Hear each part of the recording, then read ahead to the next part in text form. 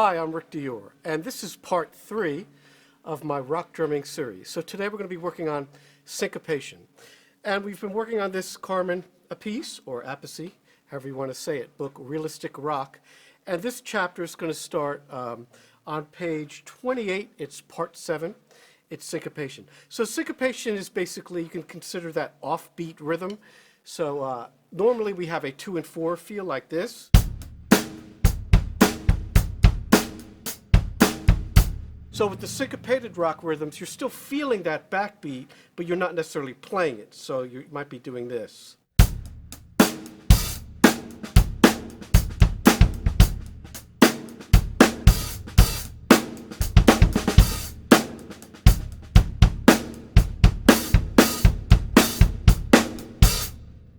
So you see how that backbeat or the snare drum's moving around as well as the bass drum. Also, the rhythms are more intricate. So you could find this kind of thing in rhythm and blues, playing R&B, obviously funk.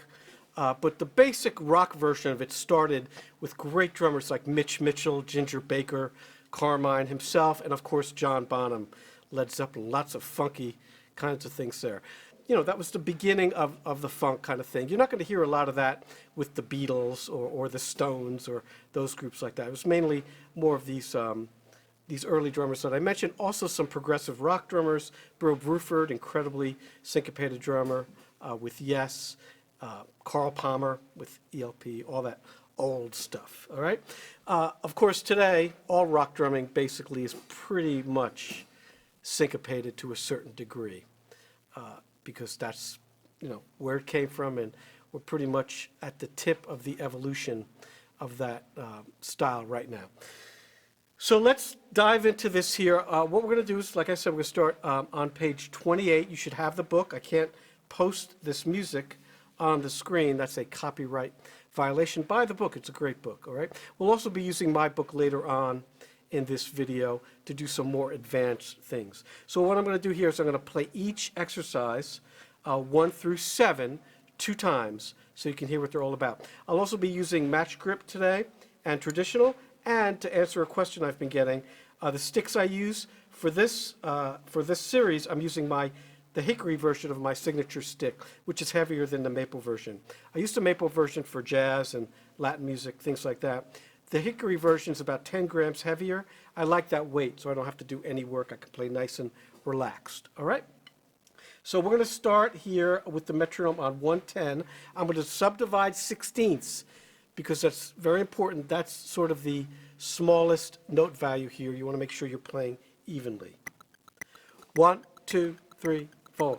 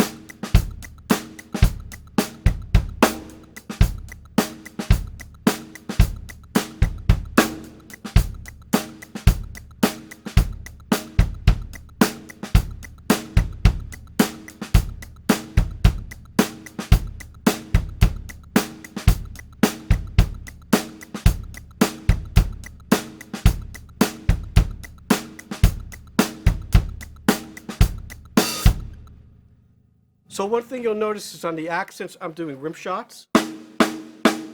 All right, basically just hitting the snare drum between the rim with this part of the stick and the head with that part of the stick. Sometimes people ask me, you know, how do you practice those? Just do them over and over again.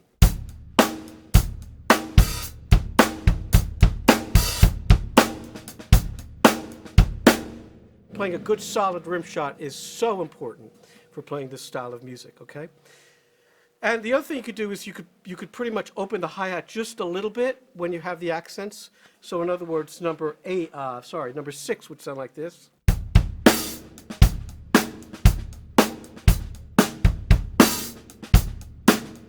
That's one way to practice these. Also, you can, if you're playing on the ride, you can use the shank or the shoulder of the stick.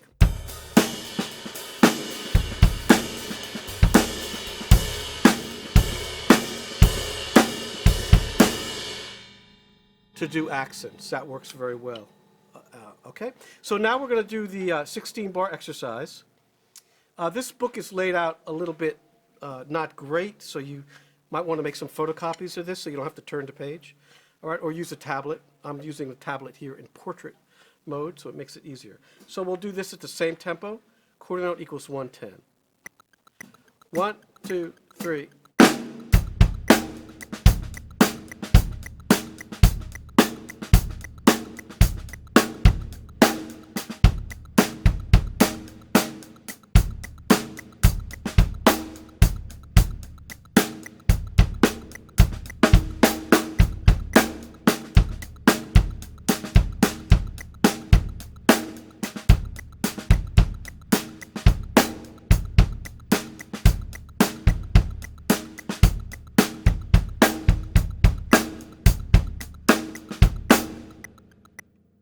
All right, now you'll notice I'm using several different hi-hat things to demonstrate.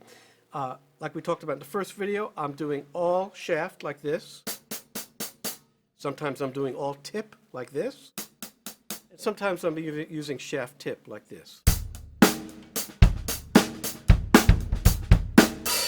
All three of those are valid, very much so, for this style. Let's try this one a little faster. So we'll do it here now, 120. So same thing. Bottom of this page 29. 1, 2, 3.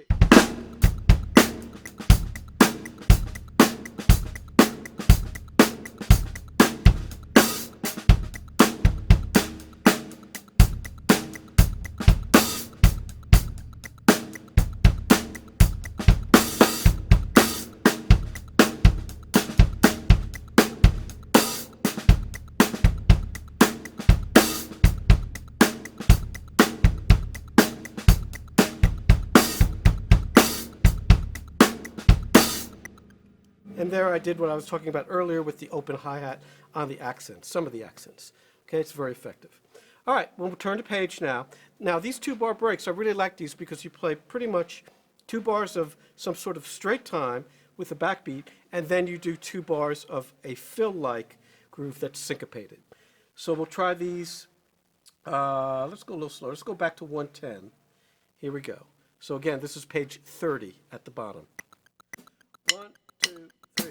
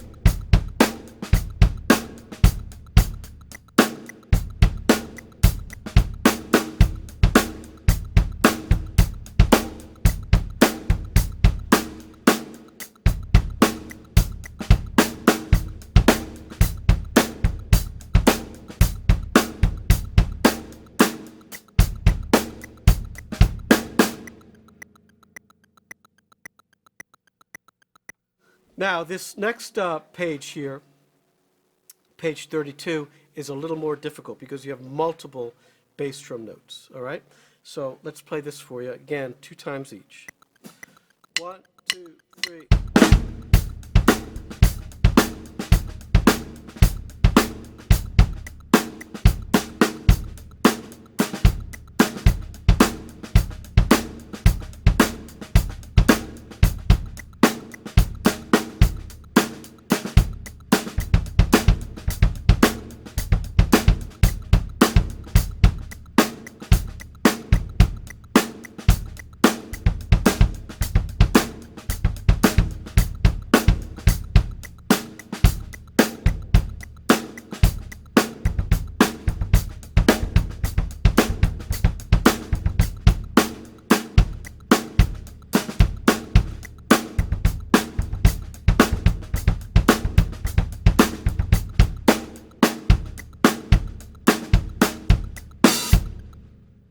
So whenever you have these fast bass drum notes, you want to pivot your foot like I showed you in the second video of this series. So that's pretty much it for that chapter in this book. The next chapter is hi-hat rhythms, which we'll do next time. But let's go on now to my book and do some more advanced stuff. So if you turn to page 123 in my book, I'll show it on the screen here because I will infringe on my own copyright here. And you can play now on the ride cymbal and get the hi-hat going, splashing like this. Now, there's about 100 variations of this type of thing in my book, but the main idea of it is that you're learning all kinds of coordination and can do anything with your foot and your left hand, if you're a lefty or a righty, whatever you're going to do, under it, okay? That's the goal of this. So, page 123, we'll do this at 110, same tempo here, and we'll play through with this kind of ostinato with eighth notes on the ride cymbal, splashing on quarter notes on the hi-hat. All right, here we go. 1, 2, 3, 4.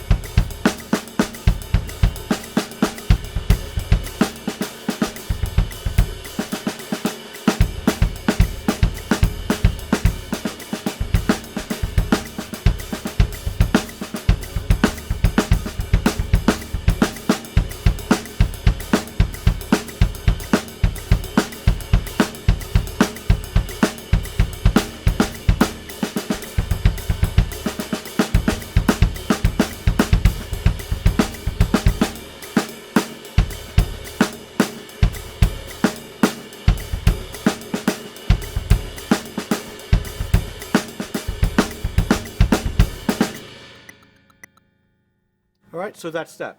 All tempos, you could do slow, you could do it fast, but you want to make sure later on, once you learn those eighths, you might want to do a 16th note rhythm like this. Actually, let me play a little of that for you so you can hear it. So I'll do that rhythm, and then I'll play a couple lines under it. 1, 2, 3, 4.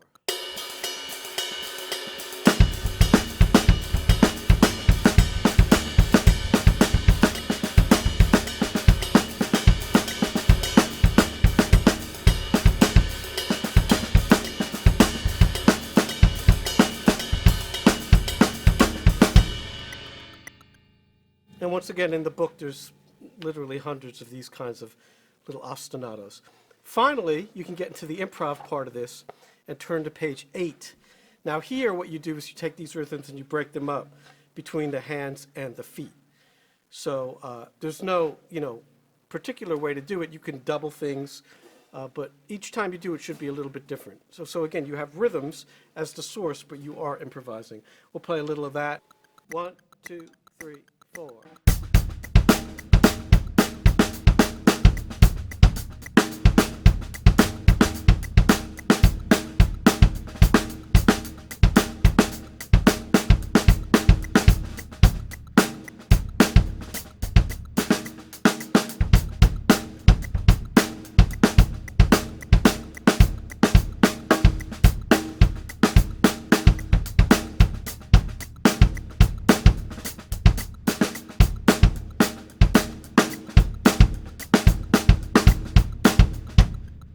So hopefully you see all the different ways I'm doing that on purpose now, okay?